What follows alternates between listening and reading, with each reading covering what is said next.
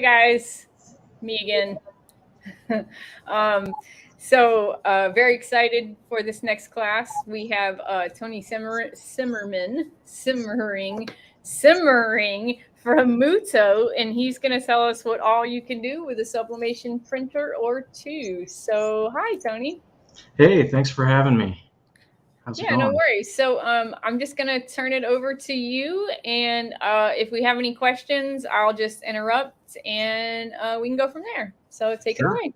Cool. So thanks everybody for tuning in. My name is Tony Simmering. I'm a product manager at Muto America. We're one of the world's largest printer manufacturers.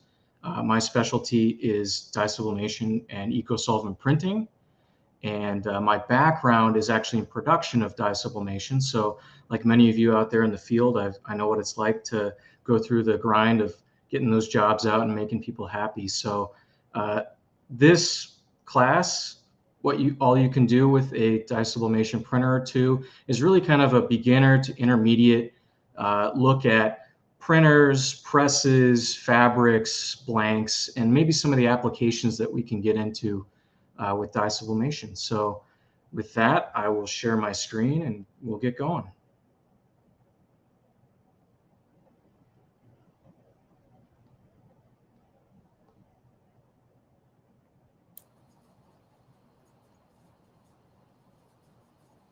Okay. So I want to apologize in advance. I'm not the PowerPoint wizard, so I feel like I committed a few crimes putting this together, but we will take it as it is. So the informational session that I'm providing to you guys is all about dye sub and some of the different things, like I said, that we can go for printers, for presses, for all that type of stuff. So the agenda here, we're going to do a very light introduction into dye sublimation and the dye sublimation process. If you've been doing this for 25 years, you might just listen to my voice drone on and on. Then we'll get into the Muto dye sublimation family, just talk about the different range of products we have from beginner level all the way up to this is the kingpin of your area. Then we'll get into, there's a few different classes of heat presses for the different needs and wants for the types of applications that you'll be getting into, and as well as the types of transfer papers and fabrics. And we'll kind of round things off talking about rigid and fabric sublimation applications. So to start, we have our introduction to dye sublimation, and I put this little meme here because people think that it's some crazy complex thing, and really it's very simple. So what is dye sublimation? So think back to like your third grade science, and the teacher tells everyone, hey, we have three states of matter. We have solid, we have liquid, and we have gas. And in order to go from solid to a liquid to a gas, there is a transition, and that's called a phase transition. Now, those are fairly common things that you hear all the time: freezing, melting, vaporizing. Well, sublimation is another phase, not really talked about, but it's another common phase going from a solid straight to a gas. Because typically in that transition, a solid wants to melt to a liquid and then vaporize into a gas. And sublimation skips that, typically using heat and pressure.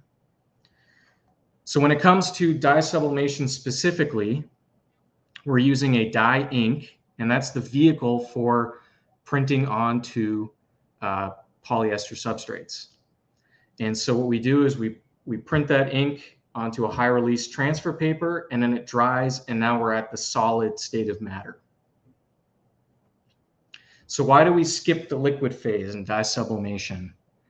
And to put it simply, by skipping the liquid phase, we get a crisper, cleaner image quality on that final piece. Think about like if you took a clipboard and you put a couple drops of water on it and you started tilting it around. What is it going to do? It's going to run all over the place, strip off the edges. I put a picture of a pour painting on here with the ink running all over. So if we were going through the dye sublimation process, but we went from a solid to a liquid to a gas. When it reaches that liquid phase, it's going to want to run out all over the place, and our image will start to look blurry and fuzzy. So the advantage we have is by going straight to a gas, we get a nice, crisp, clean, beautiful, vibrant image. So specifically for dye sublimation, we print onto a high release transfer paper, and it's a coated paper that holds the ink really well. And we pair that with what is typically called a blank, or just the material. And that's always polyester. And it is pressed under heat and pressure, and that binds that ink to the material. You know, I'm not a scientist, but I like to play one on TV. But it is some kind of molecular binding. It's a deeper seated binding than something like screen printing or sometimes even pad printing. So a general production guide, there is no exact science to dye sublimation. You'll hear that a lot when you talk to different shops and people like me at Muto, where it's a very big experimentation process. But in general, for the dye sublimation process to occur, we are heating the blank and the transfer paper to 400 degrees Fahrenheit for approximately 45 seconds with a moderate pressure under the heat press. And these are obviously subject to a wide variety of changes. We may need to go down in temperature for certain materials. We may need to increase the time for other materials, and we may need to change the pressure, or a combination of all three. So it's really about finding what works and what gives you a good result for your sublimation products. So now we'll get into the Muto printer family. And we have, like I said, a whole range from beginner all the way up to veteran models of printers that have different size requirements, different speeds, different ink capabilities. So we'll just kind of touch on those here. The first one is one of our smaller printers, and it's actually made by Sawgrass, and that's our ValueJet 628. And that is a 25-inch printer, 8 color, and that MSRP for that is somewhere around $5,000. And what I like about this is the small form factor and being able to be put on the desktop. The image I chose shows it on a stand, but you can put it on the desktop. So those that are just starting out, maybe doing a home office or something like that, this is really a great choice. Then we bump up in size a little bit, and this is the tried and true Muto RJ900X. This is a 44-inch printer. This is considered like the industry workhorse. You talk to anybody that's owned one of these, I've operated many of these, they just run. It's a great printer that if you're just starting to maybe lease a space, or you've got a climate-controlled garage, something like that, this is an excellent first introduction product, and MSRP for that is about $7,500. So it's really accessible in the grand scheme of equipment. So then we bump up to our larger printers, and these are our 64-inch printers. This is more of an established print shop, or you've got a very niche market that you're ready to hit hard. And we'll start with our ExpertJet 1642 WR Pro. And this is our dual print head, but 4-channel printer. And what that allows us is we can pass on some of the savings of not having an 8-channel printer, which we'll see in a second, onto you guys. And the MSRP for that is just under $20,000. Then we have the ExpertJet 1682 WR, and this is kind of the big brother of the 42 WR Pro. And this one is an 8-channel dual head, so you change your inks less is the main advantage there. And also, if you go open source, which we'll talk about, you have 8 channels available. You can start playing around with different combinations. And the MSRP on that is $26,495. Now we bump up to the big guys. So we have our over 64-inch printers. And this one is our ValueJet 1938 WX. And this is a 74, 75-inch printer. And this is a great step up in terms of size. You can now load larger media if you have a press that is able to accommodate. And it's also dual head, so you still get that high production speed. And this one, MSRP, is just under 32. Now, these last two printers are kind of special to us. They're very unique. This one is our ValueJet 1948WX, and this is a 75-inch printer also, but it has 4 print heads. So as it says here, speeds up to 2,200 square feet an hour. It's for those that want to go lightning fast. If you're producing apparel all day long and you've got hundreds and hundreds of orders, this is the printer for you. And that MSRP is just under 50,000. And to round out our Dye-Sub lineup, we have the ValueJet 2638WX, and this is our 104-inch printer. And this is dual head, so you don't get the 4 heads, you just get the 2 heads, but you get an 8-foot printable width. And so this is for people that are doing very large SEG graphics, things like that I'll cover later. So that's kind of our lineup. You can see that we start down in the $5,000 range and we move up to the $50,000 range, and there's all kinds of options in between. And there's other manufacturers out there that kind of do the same thing, but we really are proud of our products here at Muto. So Muto provides an ink option called DH21, and this is our proprietary ink. And what's unique about our dye-sublimation printers is that they are open source. So you can purchase the ability to run your whatever ink you want from whatever brand. But there are some advantages and disadvantages of both. So some pros to the DH21 Muto ink is lower maintenance costs. So that has to do with we've very thoroughly vetted our ink in our printers. We know exactly how they're going to behave, and we can formulate the ink itself and produce the printer to match very nicely. We also have a really nice color gamut, specifically very rich blacks, very rich blacks. I talk to people and show them prints from DH21 ink, and the first comment from everybody is these blacks are fantastic. And I know that is a trial and tribulation of dye-sublimation, is getting really nice rich blacks. So we're very proud of that. And also the Muto support. So if you stick with our DH21 ink on purchasing a printer, you get the warranty and everything that comes with that. Now there are a couple of offsets to those amazing capabilities, and one of them is, as you know, with any manufacturer's price. Some third-party inks that are very cheaply made can come in a little bit below our inks, but we are fairly competitive. And also the other thing is, in the United States, it's only available in CMYK, and there are other combinations of ink, which I'll talk about in the next slide. So you'll have to keep that in mind when you're looking at what types of things you want to produce.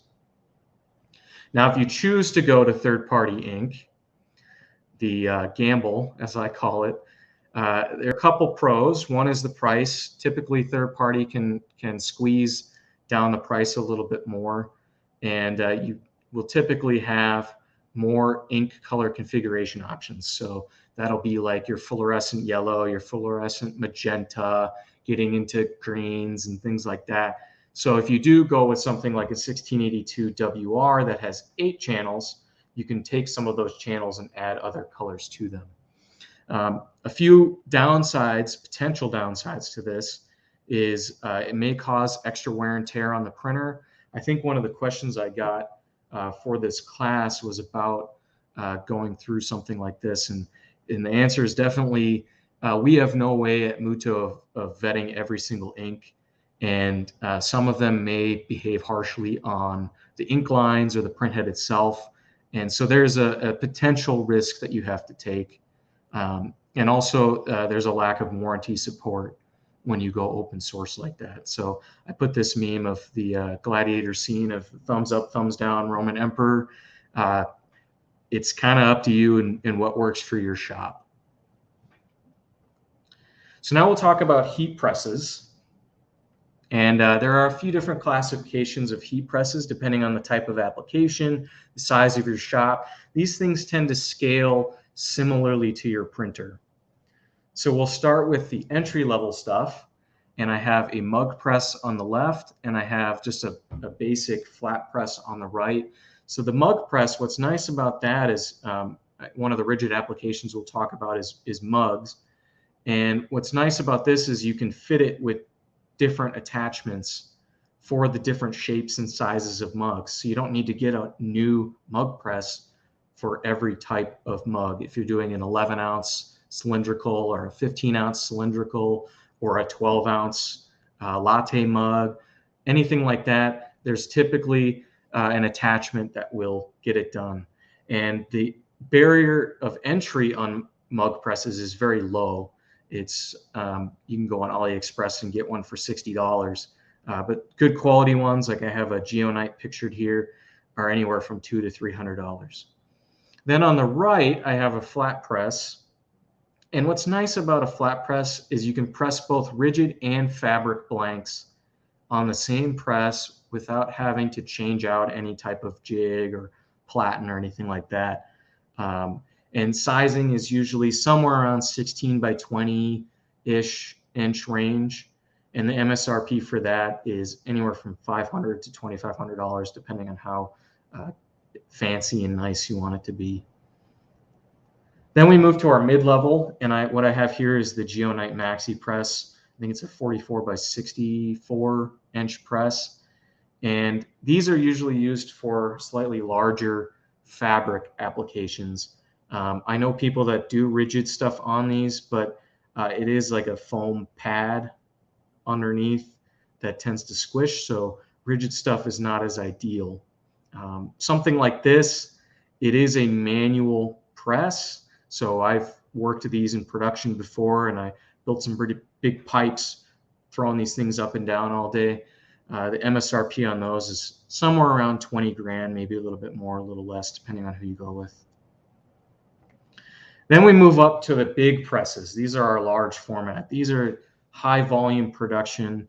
You're running the 2638 WX or the 1948 WX, and you're just slinging stuff all day long. And on the left here, I have a pneumatic press. It's the Geonite Triton. And this thing's MSRP is about 50 grand. And what's nice about this is that you can get it with an option that has 2 tables attached to it. So you roll one table in, it presses it, and you have a second table that you can work on. And then when it's done, you just slide the other end in and keep pressing. So it's a very fast, efficient production process. It does take a lot of square footage. So on the right, as an alternative, I have what's called a calendar press. And this one's made by Royal Sovereign. This is the model we have here at the shop in Phoenix. And a calendar press basically takes the heating element and turns it into a serpentine drum system. So you pull your form factor in significantly to get the same result. And so you can kind of see it on the front there. You'll load your fabric, your bolt of fabric on the front, and you'll load your transfer paper that's already printed, and you'll feed them through together, and they'll pair and get heated through. MSRP on these vary greatly. This one specifically, I think, is about 40 grand. They make them up to $250,000 plus, depending on the bells and whistles. So it's all about scalability. So now we'll go through the transfer paper and then blanks and fabrics. And we'll start with transfer paper. Now there's many, many different types and brands and cuts and finishes and coatings and all of this stuff, weights on transfer paper. It's kind of a tough world to navigate. I'd say this is probably a more difficult decision than finding your printer and your press. And so I'll break it down into kind of 2 major groups. You have your tacky and your non-tacky transfer paper. Your tacky transfer paper, I have Texprint Sports by Beaver Paper. The tacky transfer paper will actually, when put under heat, provide a mild adhesive property and help stick to primarily soft substrates. So when you're pressing fabric, it has moisture in it, and it will actually kind of inflate the fabric. And I'm in Arizona, where it's negative 50% humidity all day long. And even in Arizona, there is moisture in the fabric. So typically what we'll do is we'll pre-press the fabric to try to get some of that moisture out. But even then, on your final press, it will shrink a little bit more. And so what the tacky transfer paper does is it binds to the fabric and holds in place so it doesn't shift. And that shift I like to call ghosting, where the fabric shrinks and now it's continuing to press, and you now have a double image. So using a tacky paper on fabric is recommended because it holds it in place and keeps it nice and crisp.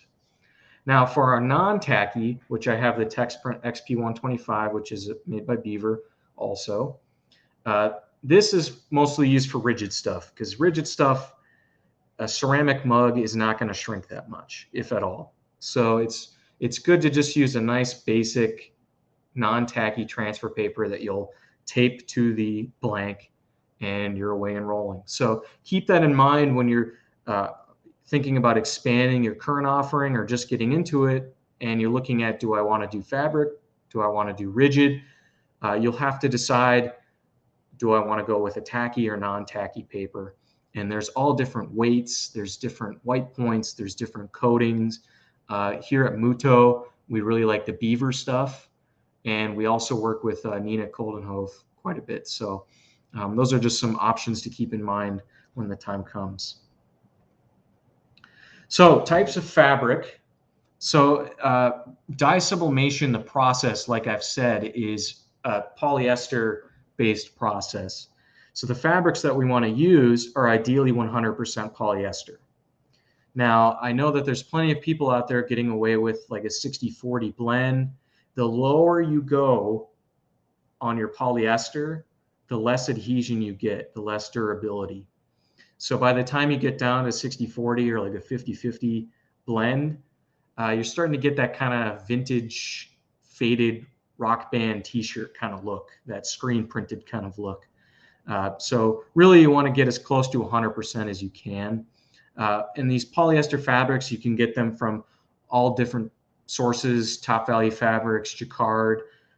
They come in many different feels or weaves, and that'll be like a banner, jersey, microfiber. So when you're thinking about the application, and I've got a few later on, when you're thinking about the application that you want to do, start looking at different types of fabric. Well, do I want to use a banner fabric to make jerseys? Probably not. So you want to go with something like a jersey or microfiber blend. So with that, minimum stretch is recommended. So I would avoid spandex, things like that, just because of how much it moves when you put it under pressure. You want to keep it to a two-way stretch or a no stretch as much as you can. But when you do get into jersey and uniforms and things like that, you can experiment with stretching and things like that. So the price range for fabrics is all over the place, and that you can see the effects of that in the clothes you wear. You know, different suppliers, different sources. So in general, the price range is somewhere between $3 to $20 per yard. Average for what I use at the office is somewhere around $6 to $8 a yard. So then we'll get into a few rigid applications here. And the first one I have is the good old tried and true coffee mugs. So coffee mugs, what's nice about coffee mugs is, unfortunately, most people drink coffee, whether or not it's good for you. And with that, people love personalization and showing off your personalized goods. So what's great with coffee mugs is you can go on Etsy and get a custom coffee mug with a cute design on it for not very much money. But what I'd like to highlight here are the margins. The margins are fantastic on all of these things I'm going to show you, but specifically coffee mugs. Purchasing the blanks, whether it's an 11 ounce, like I've got on the right, or a 15 ounce, or a tapered one, whatever, generally ranges from $4 to $9 per mug. And that'll all depend on whether you buy in bulk or one at a time. So keep that in mind when you're trying to scale up your business on, am I doing 3 a day or am I doing 300 a day? And you want to get your supplies accordingly. Now the retail price range for coffee mugs is anywhere from $10 to $30 with the design on it. And that's fairly conservative. I'd say that's pretty accurate. So it's very healthy margins on coffee mugs. I like these because you can get a few mug presses like I showed at the beginning, and you're rocking and rolling. Or people typically, when they start scaling up into the larger equipment, they will pick up like a convection oven like you see on how it's made, how they're making, Twinkies or whatever. You'll take one of those ovens and you'll run the mugs through those. So there's scalability on coffee mugs to up your production, which I really like. The next one I have here is phone cases, and not a lot of people really realize that you can do dye sublimation phone cases. The most common applications are pad printing and UV LED printing. And we have a ExpertJet 661 UF LED printer, and we promote cell phone case printing on that. What is unique about dye sublimation on phone cases is the longevity. UV LED, the downside is in the name, UV. It reacts to light and starts to fade over time. And pad printing also doesn't have as much of a life as dye sublimation, which, like I said, in my infinite scientific wisdom, it's a very deep bind with the material and lasts a long time. So you get a very vivid image and you get it to last virtually forever. I like talking about phone cases because the margins on these are some of the highest I've ever seen. So a blank here in the States, you're probably getting for $1 to $4. Again, you go on AliExpress, you can get them for much less, 10 cents, 25 cents a piece. And the retail price range conservatively is $15 to $20. Just think about going to Target or Walmart and getting a phone case now that's not custom. You're already paying $20. So that's a very conservative estimate for what you can charge for these. So I like to tell people about phone cases because as long as you've got, as you can kind of see on the image on the right, there's like a foam insert. As long as you can get that pressure of the heat press on it, you're making money.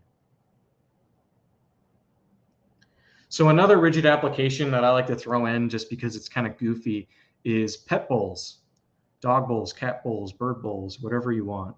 And what's fun about these is people love their pets and they're willing to spend all the money in the world on their pets. I know I love my pets.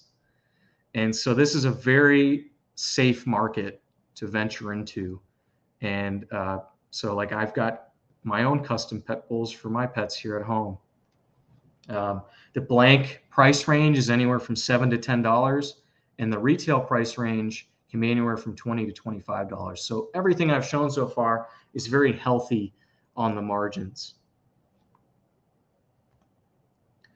And finally, to round out our rigid applications, there's hundreds of different things you can do. I just handpicked a few that I think are kind of fun. This is a Duralux, and Duralux is powder-coated metal panels, and they have all different types of textures and finishes. They have bendable stuff to create different shapes. What I really like about it is when you sublimate to it, they have an extreme outdoor durability. So I believe they're saying either 5 or 8 years outdoor, which is outstanding compared to going with like an eco-solvent outdoor sign.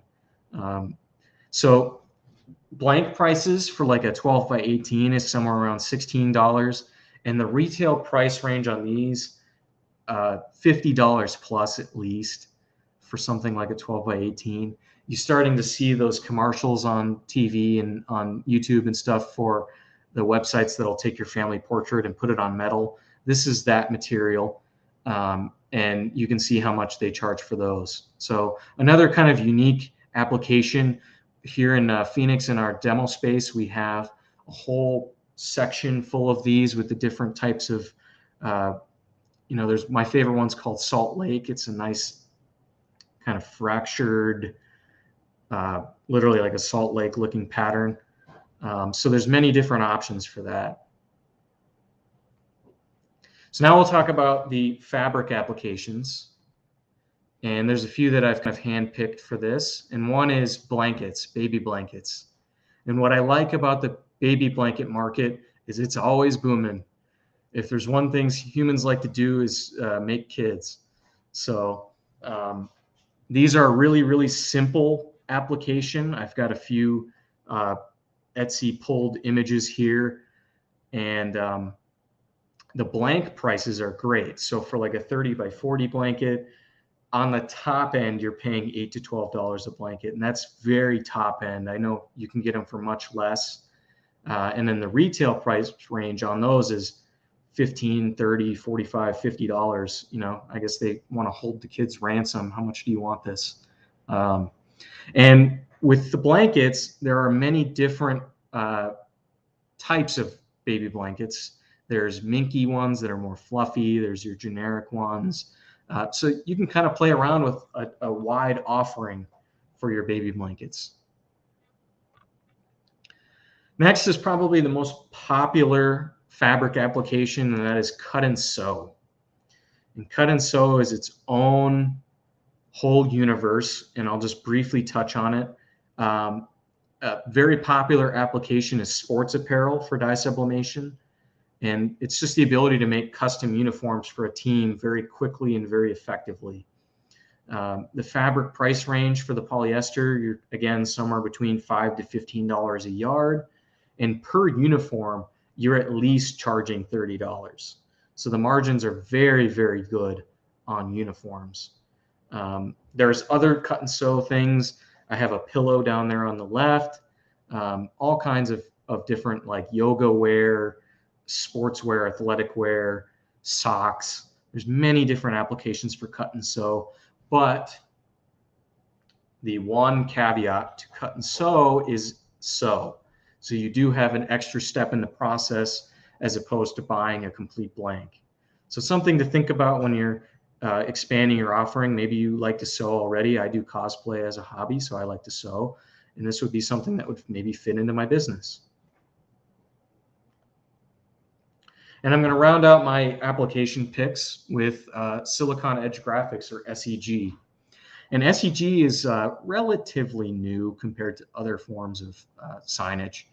And what it is a silicon edged frame, or sorry, it would be like a metal frame with a silicon edged fabric. So it's got these little beads on the edge of the fabric that slide into the frame. And there's so many different benefits to using SEG. If you go to the pretty much any international airport, they're using SEG signage. It has durability and washability, which is important when you've got millions of people going through your airport. And also like ease of use. It's very easy to install these things. And what's nice also is in a lot of retail spaces specifically, there's backlit options available. So you can have a nice vibrant poppy sign. The frames themselves, the ranges somewhere between $40 to $200+ per frame. And then your fabric range is about $3 a yard. But your retail price range on these is anywhere from $150 to the sky is the limit.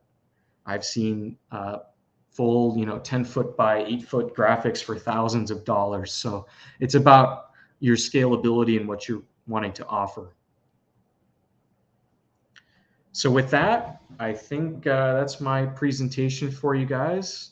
And I think we have some questions here in the app I thought I would run through quick.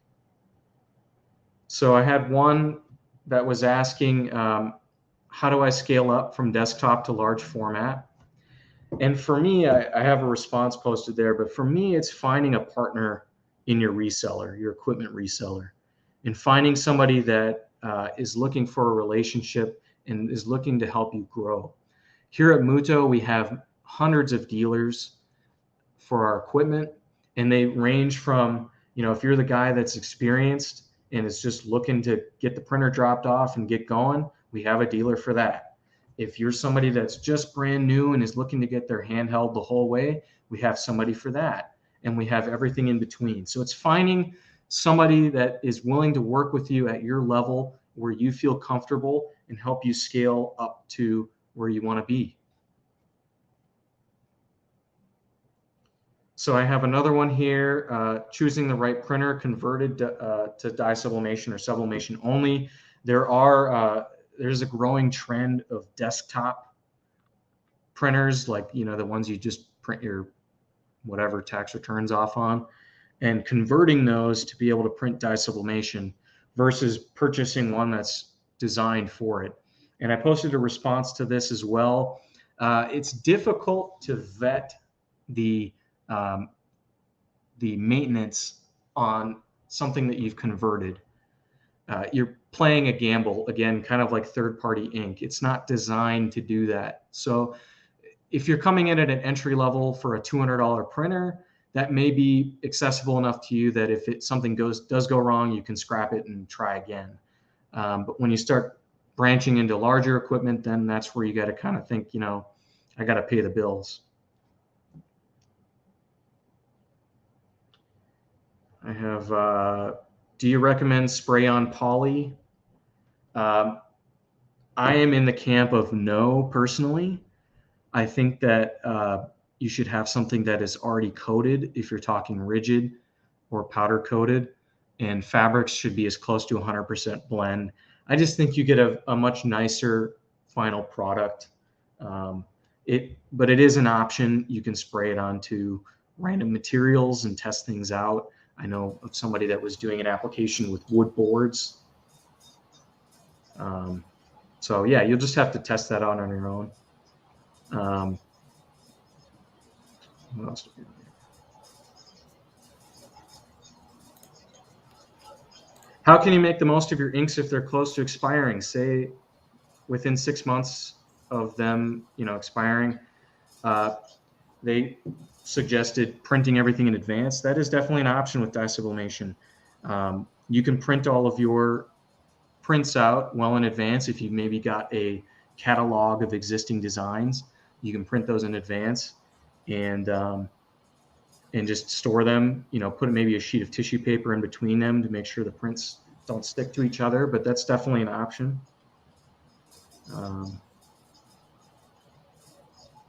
And I think we'll go from there. So I want to thank you all for joining very much.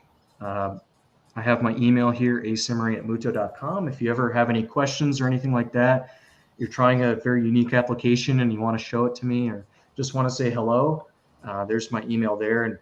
And don't forget to check out muto.com to see all of our offerings and exciting new stuff. Well, thank you so much, Tony. This was great. And thank you all for watching. It's been a great 3 days. And don't forget, our sale goes till midnight tonight. So you have until midnight to get up on all those good deals. And once again, Tony, thank you so much. And I guess I will see all of you next Friday. So bye. Alrighty. Thank you, everybody. Thank you.